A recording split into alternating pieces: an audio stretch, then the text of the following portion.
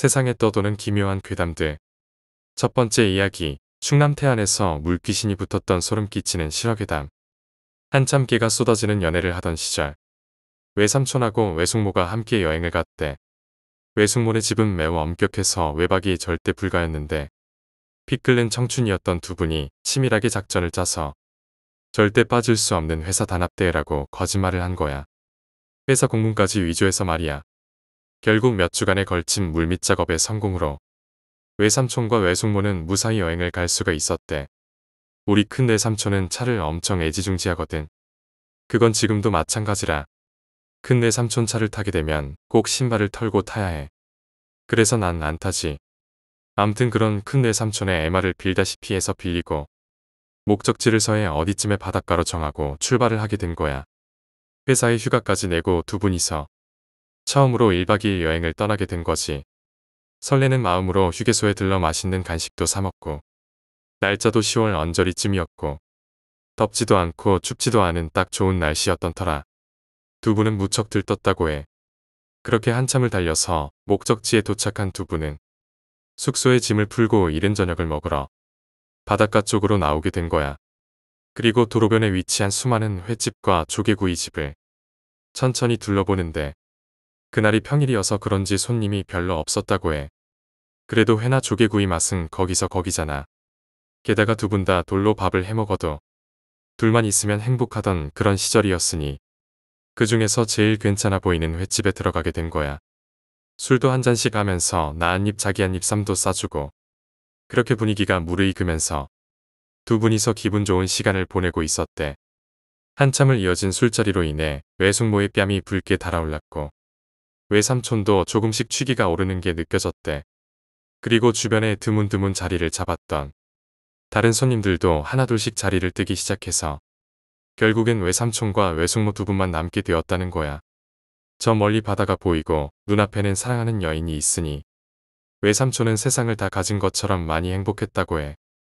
한참을 더 술잔을 기울이던 두 분은 기분 좋게 취기가 올랐고 숙소로 가기 위해 계산을 하고 바닷가 산책길을 걷기 시작했대.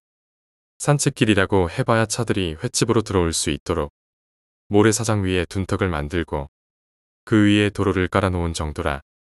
그 도로 바로 옆이 모래사장이었고 또 그 옆으로 바다가 바로 보이는 그런 구조였다고 해.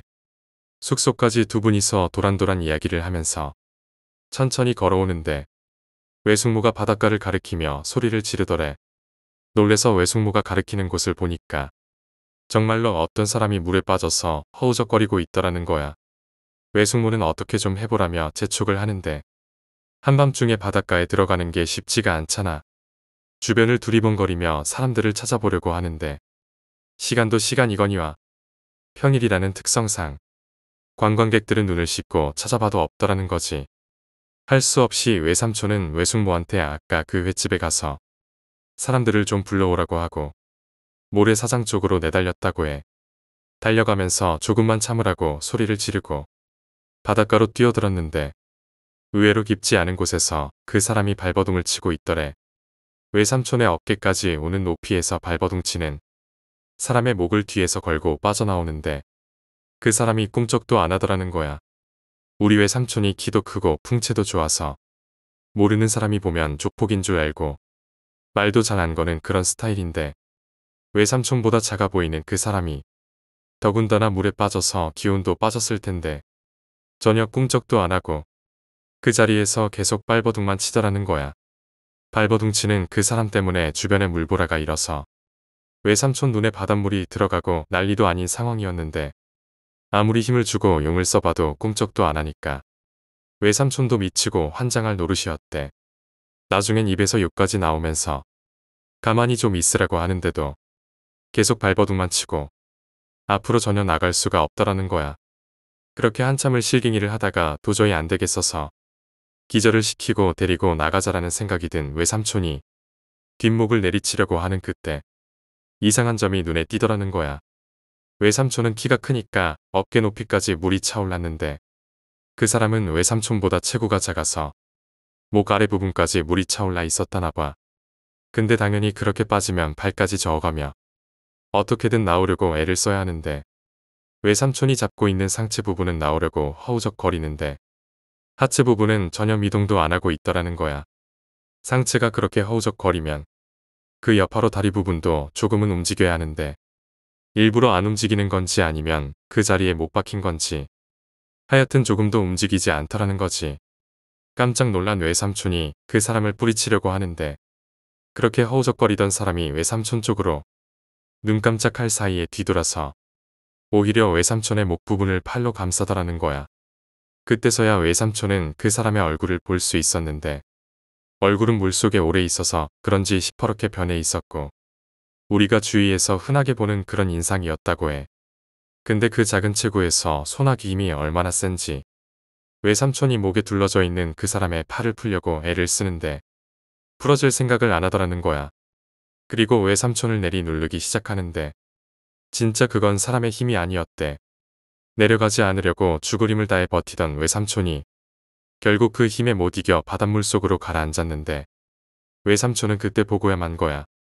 물속에서 허우적거리던 그 남자의 하체 부분이 칼로 잘라내기라도 한 것처럼 감쪽같이 없었다는 거야.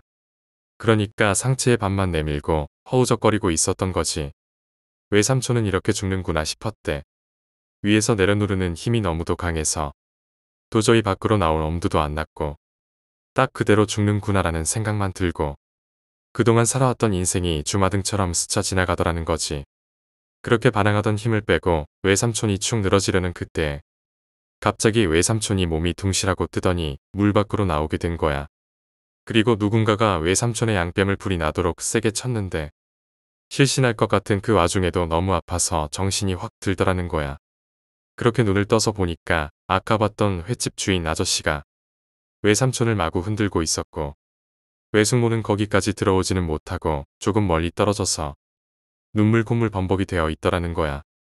그리고 횟집 사장이 외삼촌을 없다시피 해서 모래사장으로 겨우겨우 끌고 나왔는데 그때까지 울고 있는 외숙모가 도대체 뭐하는 짓이냐고 울면서 소리를 지르더래. 머리를 몇 번 흔들고 정신을 차린 외삼촌이 어리둥절한 표정으로 외숙모를 보니까 저기 좀 보라며 왜 저걸 붙잡고 그러고 있냐고 하더래. 외삼촌의 시선이 자연스레 외숙모가 가리킨 곳을 쳐다보니까 웬 통나무 하나가 바닷물에 둥둥 떠 있더라는 거야. 그 통나무 가지 끝에 흰색 청 같은 게 매달려 있었는데 횟집 사람들을 부르러 간 외숙모가 달려와서 보니 외삼촌이 그걸 붙잡고 씨름을 하다가 바닷물 밑으로 가라앉고 있더라는 거야. 그리고 놀란 횟집 사장이 바다로 뛰어들어서 외삼촌을 구해낸 거고 분명 외삼촌은 사람의 얼굴을 바로 앞에서 똑똑히 봤는데 귀신이 곡할 노릇이었던 거지. 외삼촌을 구해준 횟집 사장은 투덜거리면서 바닷물의 한 지점을 너무 오랫동안 보고 있지 말라고 바닷가에 사는 사람들에겐 금기 같은 거라고 툴툴거리며 그 소리를 하고 사라지셨대. 한참 동안을 모래사장에서 멍하게 있던 외삼촌은 울고 있는 외숙모를 달래서 숙소로 돌아가야겠다는 생각을 했대. 물속에 너무 오래 있어서 체온이 떨어지기 시작했고 더 이상 그 바닷가에 한시도 있고 싶지 않았다고 해. 그렇게 기이한 경험을 하고 외숙모가 외삼촌을 부축해서 짐을 풀었던 숙소로 들어가는데 카운터에서 심드렁하게 TV를 보던 모텔 주인이 외삼촌과 외숙모를 불러 세우더래. 그러더니 하는 말이 알만한 분들이 왜 그래요. 혼숙은 안 돼요. 이러더라는 거야. 아까 전에 짐을 풀고 나갈 땐 즐거운 여행이 되라며 웃어주던 주인이 인상을 쓰면서 그 말을 하더라는 거지. 안 그래도 두 분 다 바닷물에 흠뻑 젖어서 바들바들 떨고 있었는데 방에도 못 들어가게 하고 이상한 소리만 하니까 외삼촌이 짜증이 난 거야. 아까도 둘이 들어가서 짐을 풀었는데 이제 와서 왜 딴소리냐고 소리를 질렀대. 그랬더니 주인이 거기 뒤에 있는 남자분 말이요. 그분은 안 된다고요. 이러면서 지지 않고 소리를 지르더라는 거야.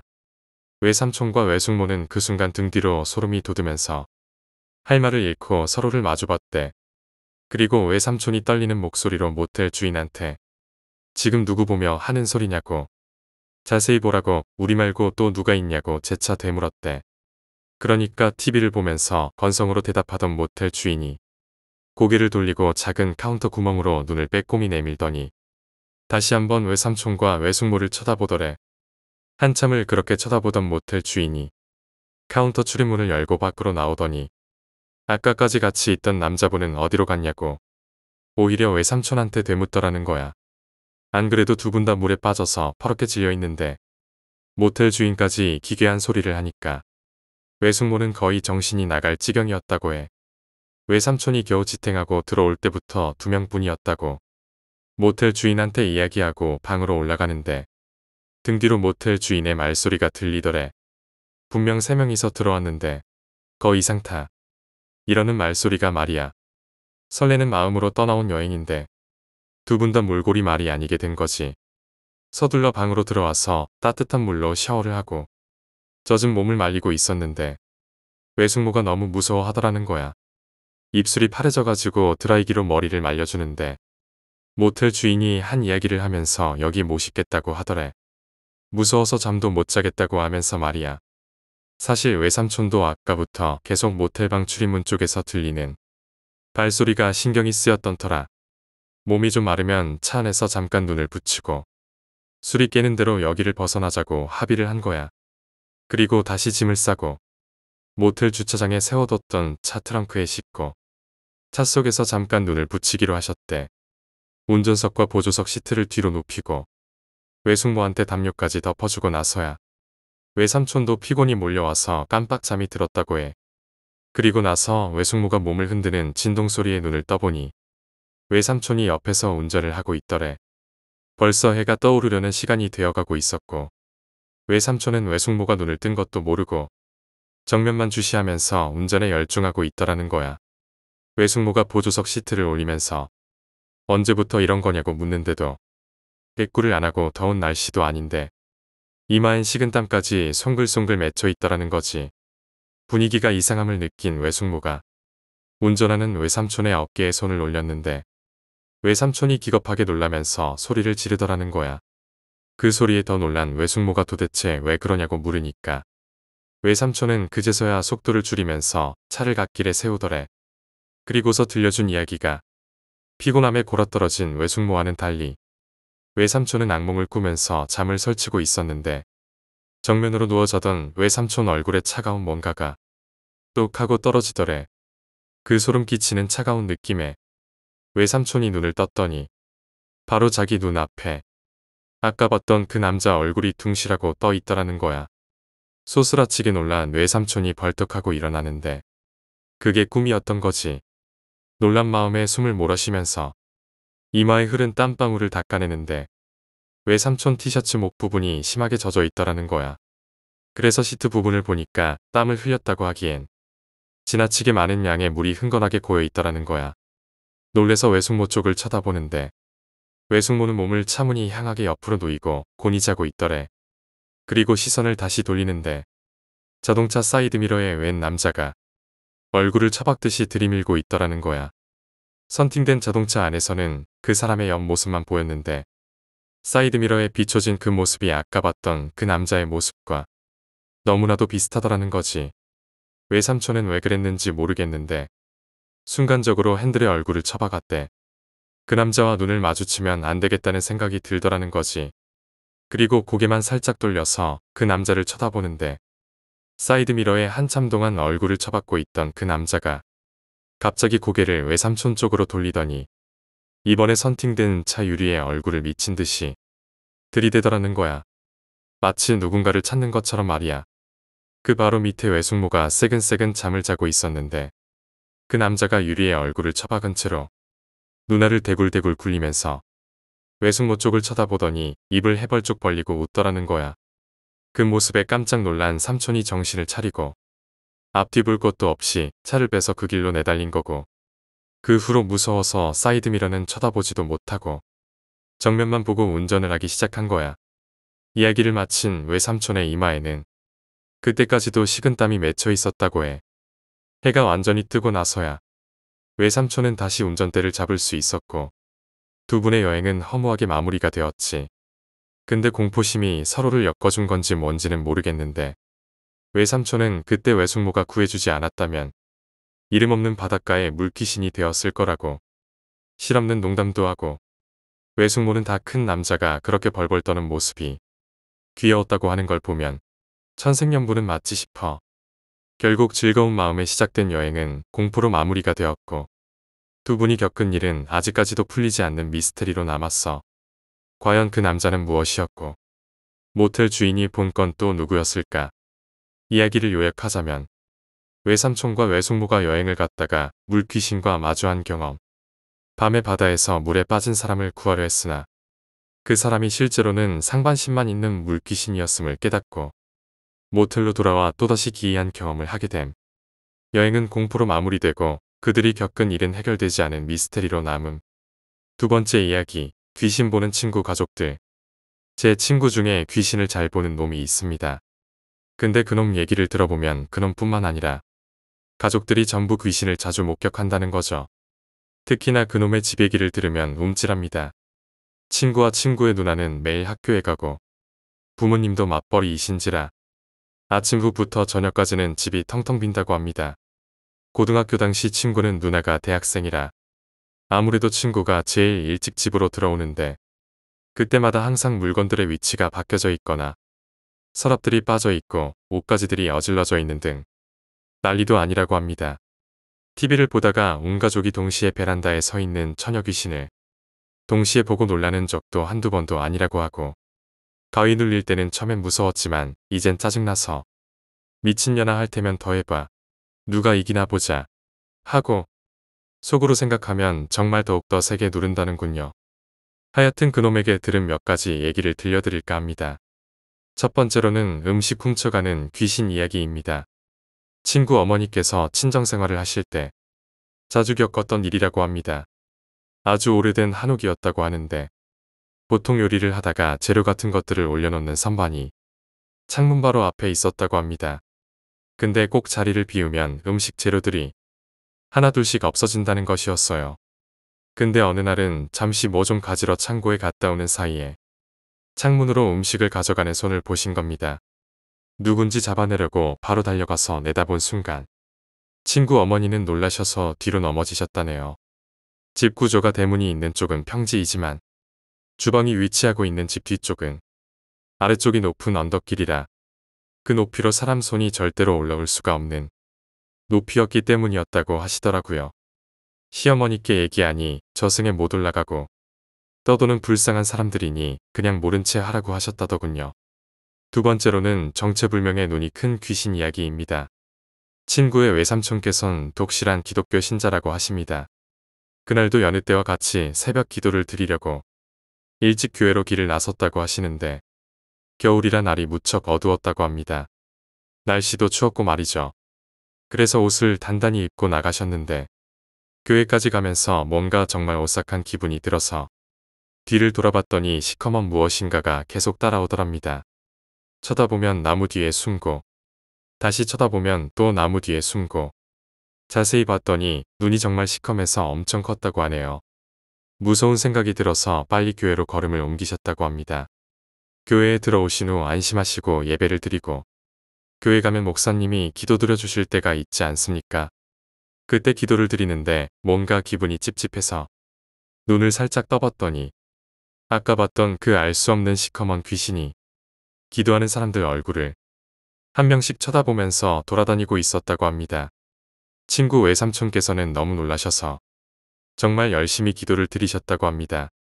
하지만 도저히 찝찝한 기분이 안 가셔서 살짝 눈을 떴더니 바로 자기 앞에 그 귀신이 자신을 똑바로 쳐다보고서는 여깄네라고 말을 하더라는 겁니다. 외삼촌은 그 자리에서 바로 쓰러지셔서 병원 응급실로 실려가셨다고 하더군요. 세 번째로는 한밤중에 나타나신 고모님의 이야기입니다. 친구의 고모님은 교통사고로 돌아가셨다고 합니다.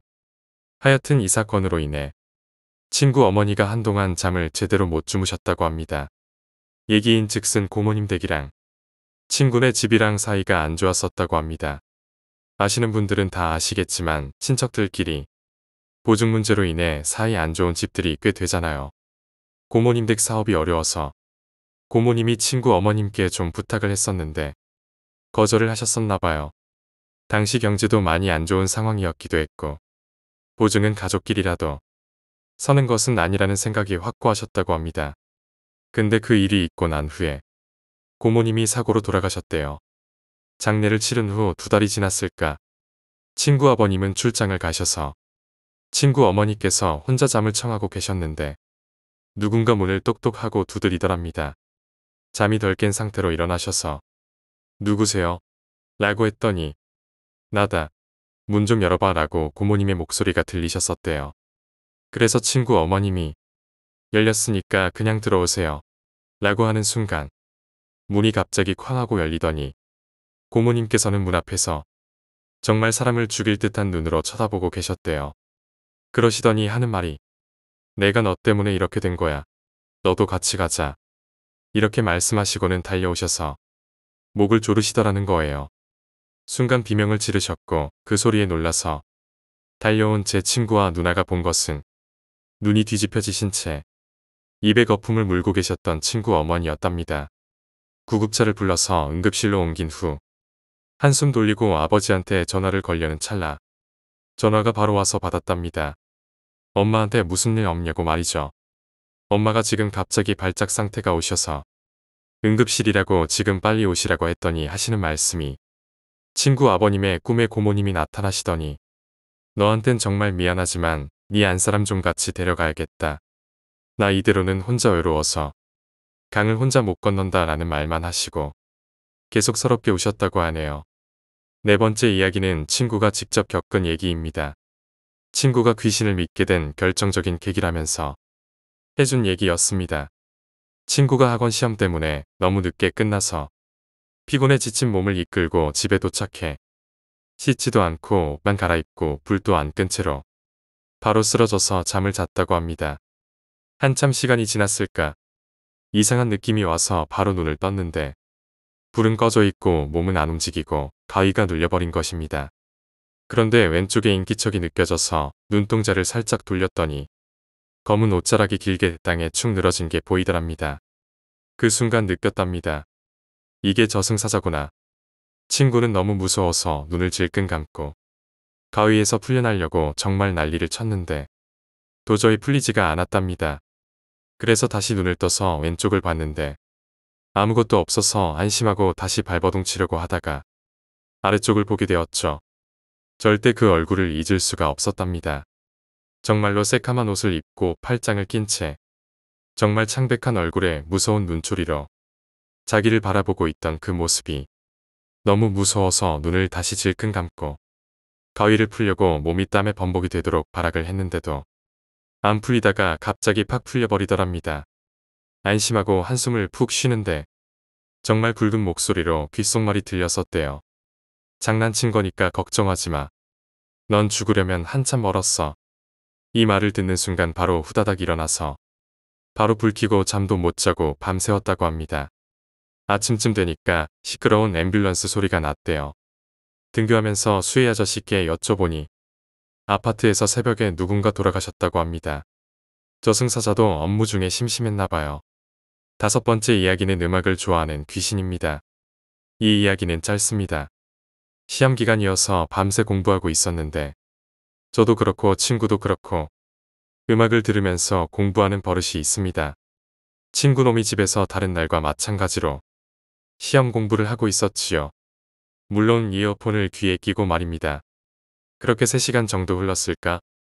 시간도 늦었고 내일 컨디션을 위해서 잠을 자두는 것도 필요하니까 자려고 귀에서 이어폰을 뽑는 순간 들리는 한마디가 있었습니다. 듣고 있어. 끄지마. 제 친구는 그날도 잠 못 잤습니다. 아침에 퀭한 눈으로 학교에 와서 이 얘기를 해주던 기억이 나는군요. 세 번째 이야기, 일본의 심령장소 괴담. 이 이야기는 이전 내가 여행지에서 겪은 일이다. 내년 어느 온천에 차를 타고 2박 3일짜리 여행을 갔었다. 가는 도중 숲의 거인 백선이라고 써진 간판이 나타났다. 아무래도 전국 구규림에 있는 나무 중 배기 안에 들어가는 거목이 있는 듯했다. 딱히 거목에 대한 흥미가 있는 건 아니었지만 왠지 모르게 신경이 쓰였다. 나는 빨려 들어가듯 그 자리에 차를 세웠다. 차 뒷좌석에 아내와 아이를 두고 혼자 잠시 보러 나섰다. 입구에는 거목에 관한 정보가 조금 기재되어 있었다. 그걸 보고 시선을 돌려 초록색 융단같이 펼쳐진 길을 따라 올라갔다. 몇 굽이 돌아 500m 정도 나아가자 거목이 있는 곳을 알리는 표지판이 하나 덜렁 있었다. 그 앞으로 펼쳐진 길은 폭이 50cm 정도뿐인데다 잡초투성이라 근래 사람이 지나다닌 흔적이 거의 없었다. 이런 좁은 길로 가야 하는 건가? 그날은 날씨도 우중충하고 시간도 어느새 저녁 무렵이었기에 주변은 어둑어둑했다. 하지만 기왕 여기까지 온 거 끝까지 가보자는 생각에 나는 잠시 망설이다 다시 길을 올랐다. 곰이 나온다는 관광 안내소에서 들었던 말이 떠올라 조금 쫄아 막대기를 주워 적당히 소리를 내가며 나아간다. 잠시 후 땀이 뻘뻘 나면서도 어떻게든 거목까지 다다를 수 있었다.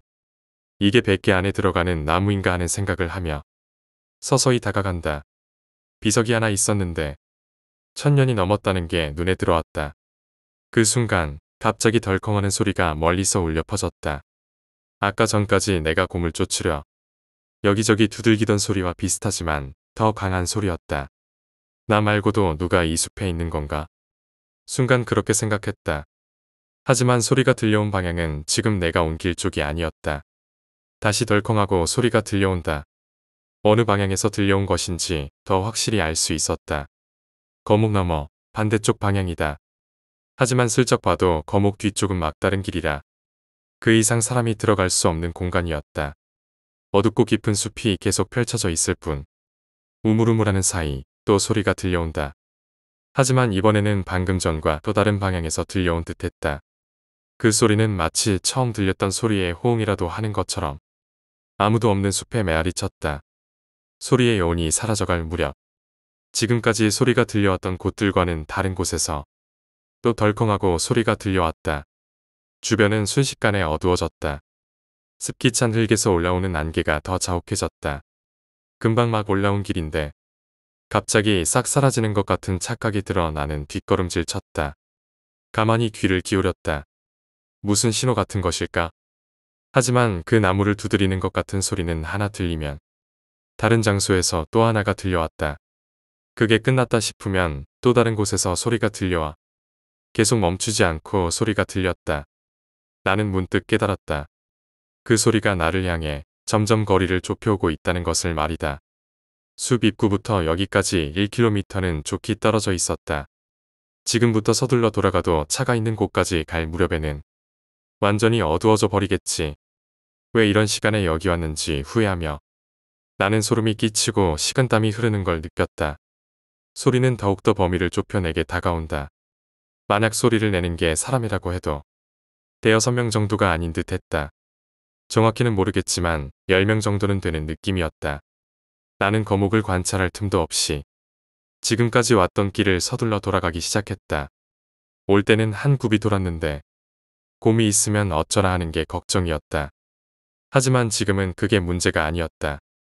이 굽이 넘어 소리를 내고 있는 존재가 있으면 어쩌지?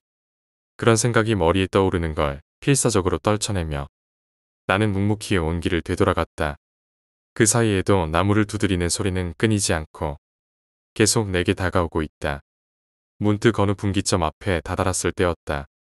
그 앞에서 왠지 모를 무섭고 기분 나쁜 기색이 느껴져 나는 발을 멈췄다. 아니, 기색이라고 하기도 힘들다. 그저 작은 위화감이었는지도 모른다. 아니면 풀이 스치는 작은 소리였을까? 무언가가 있다. 하지만 봐선 안 될 듯한 생각이 들었다. 소리는 계속 범위를 좁히며 내게 가까워져 온다. 뒤를 돌아본다. 몇 분 전 내가 있던 부근에서 한층 더 커진 소리가 들려온다. 더 이상 망설일 틈은 없었다. 어디 도망칠 곳도 없다. 나는 기압을 넣고 분기점 너머로 발걸음을 옮겼다. 그 순간 늙은이 한 사람이 발밑에 손을 뻗어 무언가를 주우려는 듯한 광경이 눈에 들어왔다. 야구모자 같은 모자를 쓰고 사냥 때 입을 법한 주머니가 많은 재킷과 넉넉한 바지를 걸치고 있었다. 발목 부근을 보니 장화 같은 구두를 신고 있었고 그 근처에서 무언가를 주우려고 손을 뻗은 채였다. 나는 깜짝 놀랐지만 안녕하세요 라고 말을 걸었다. 얼굴 표정은 모자챙에 가려 전혀 보이질 않았다. 늙은이는 내 목소리를 들었는지 서서히 몸을 일으키기 시작했다. 그리고 얼굴이 보일 무렵까지 일어서자 무슨 특수효과를 보는 것 마냥 몸이 서서히 얇아지더니 그대로 사라져버렸다. 정신을 차리자 나는 우리 차 바로 옆 자갈길에 누워 있었다. 등짝에 느껴지는 따끔따끔한 통증 때문에 깨어난 듯 했다. 걱정스러운 듯 나를 바라보는 낯선 사람들이 나를 둘러싸고 있었다. 아무리 시간이 지나도 돌아오지 않는 나를 기다리던 아내가 걱정이 된 나머지 지나가는 사람들에게 도움을 요청했던 것 같다. 이 부근에서는 황혼무렵에 거목을 보러 가는 사람은 없다고 한다. 종종 나 같은 외지인이 알지도 못하면서 숲에 들어섰다가 나처럼 기절한 상태로 발견되곤 한다는 것이었다. 내가 찾아갔을 무렵은 가을이었지만 여름에도 밤에는 꽤 추운 동네다. 발견되는 게 늦었더라면 동사했을지도 모를 터였다. 소리의 정체는 결국 지금도 모르지만 혹시 그 부근에서 죽은 귀신들이었는지도 모른다는 생각이 든다. 이 이야기와 관련된 이야기가 또 있다. 이 이야기에 나온 지역은 엄밀하게 말하면 지금부터 내가 논할 이야기의 지역과는 다릅니다. 아마도 바로 옆에 있는 현인 것 같네요. 그 이야기의 묘사는 아무리 봐도 내가 알고 있는 지역을 나타낸 것처럼 느껴졌거든요. 이 이야기는 전해져 내려오는 이야기를 기본으로 하지만 일부 장소를 특정 짓는 부분은 기술을 피하려 합니다. 내 고향 지역은 산이 많습니다. 야생곰이 사는 걸로도 유명한 지역이죠. 봄부터 가을에 걸쳐서는 도시에서 온천을 찾거나 관광을 하러 많은 이들이 찾아옵니다. 이 주변 마을들은 예로부터 산나무를 뜯어다 파는 등 산에서 생계를 해결해 온 사람이 많습니다. 그렇기에 산에서 곰을 만나는 게 가장 현실적이고 무서운 이야기로 전해져 내려오죠. 하지만 그 곰과 쌍벽을 이루는 괴담이 하나 더 있습니다. 산에 들어갈 경우 대개 곰을 쫓아내려 방울을 몸에 답니다. 그런데 우리 마을에는 예로부터 곰을 쫓아낼 때 방울을 다는 것 말고 다른 거 해서는 안 된다는 말이 전해 내려오곤 했습니다. 상세한 방법에 관해서는 명확한 말이 없었지만 나도 어릴 적부터 방울 말고 다른 걸로 곰을 쫓아내려 해서는 안 된다는 말을 수도 없이 들었었습니다. 까딱하다가는 열어서는 안 되는 영문을 열어버린다는 게 그 이유였습니다. 그 영문은 구사령문이라 불리곤 했습니다. 일설에 따르면 급사령문이라 부르기도 한다는군요. 이 영문의 끝에는 명계로 이어지는 거대한 영도가 입을 벌리고 있습니다. 그리하여 주변을 지나가는 온갖 생명체의 영혼을 마치 블랙홀처럼 끌어들여 버린다는 것이었습니다. 그 영문은 한번 열리면 사람의 힘으로는 결코 닫지 못하고 언제 그것이 열릴지 또한 누구도 알 수 없습니다. 다만 일정 숫자 이상의 영혼을 집어삼키던가 아니면 어느 정도 시간이 흐른 후던가 하면 아무 일 없었다는 듯 어느새 스스로 닫힌다는 말이 전해질 뿐입니다. 그 영문은 한 사람 이상의 영혼을 산 제물로 바쳐 열린다고 합니다. 계문이 되는 조건으로 확실히 알고 있는 건 이 정도입니다.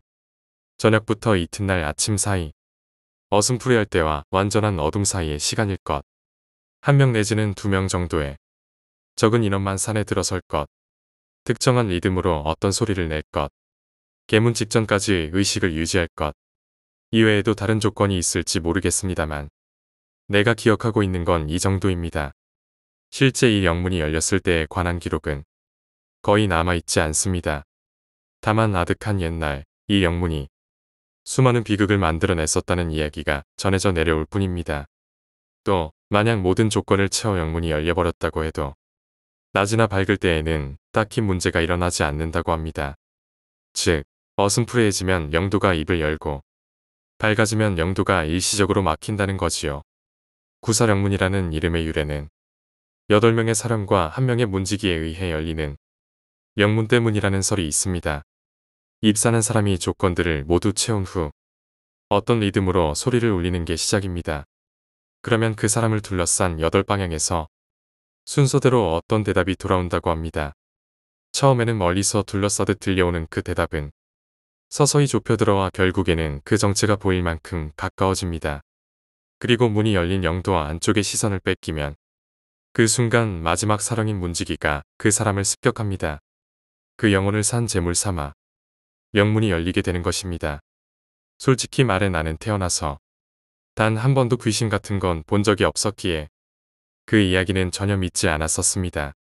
우리 마을에 내려오던 이야기에도 마지막에 어떠한 이유던 정신을 잃은 이는 영문에 끌려 들어가지 않았다는 이야기가 있었으니까요. 만약 그 구사령문이 열렸다고 하면 그리고 그 이후 아무것도 모르고 산에 발을 들여놓은 사람들이 희생당한 건 아닐까 생각하면 소름이 끼쳐 가만히 있을 수가 없습니다.